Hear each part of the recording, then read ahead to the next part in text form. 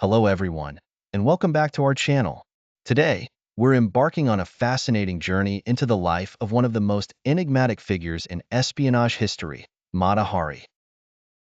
Her name is synonymous with intrigue and glamour, but her story is far more complex than the legend suggests. Over the next hour, we'll explore her rise to fame, her alleged espionage activities, and the dramatic end that secured her place in history. If you're intrigued by history, espionage, and iconic figures, you're in for an exciting ride. Don't forget to like, subscribe, and hit the notification bell to stay updated on our latest content. Mata Hari was born Margaretha Geertruida Zelle on August 7, 1876, in Leeuwarden, Friesland, Netherlands.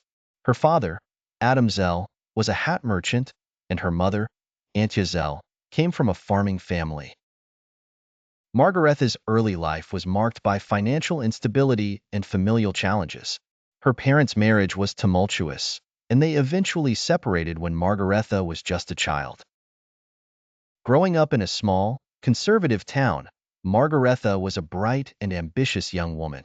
She was sent to a boarding school, where she was educated and developed a sense of independence and self-reliance. Despite her early academic success, she struggled with the constraints of her environment and longed for a life of adventure.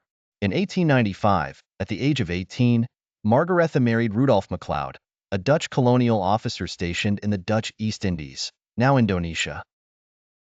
The couple moved to Java, where Rudolf was stationed, and Margaretha adopted the name Mata Hari, which means Eye of the Day in Malay.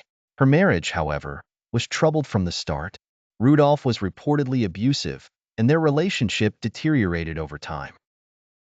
While living in the East Indies, Margaretha began to embrace local customs and cultures, becoming deeply interested in the region's art, dance, and traditions.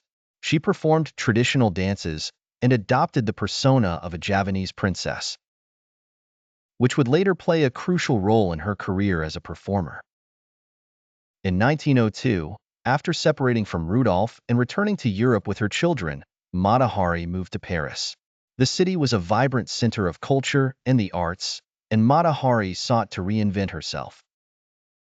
She began performing in Parisian nightclubs and theaters, adopting the exotic persona she had developed in the East Indies. Mata Hari's performances were a fusion of traditional Javanese dance and Western theatrical elements. Her shows were characterized by elaborate costumes, seductive movements, and an aura of mystique. She quickly became a sensation in Paris, captivating audiences with her exoticism and charm. Mata Hari's persona was carefully crafted to reflect both her exotic background and her artistic flair. She presented herself as a high priestess or courtesan from the East, drawing on Western fantasies about the Orient.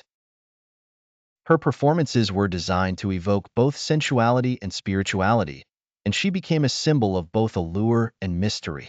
Her stage name, Mata Hari, added to the aura of intrigue. It suggested a connection to the exotic and the unknown, reinforcing her image as a woman of mystery and allure.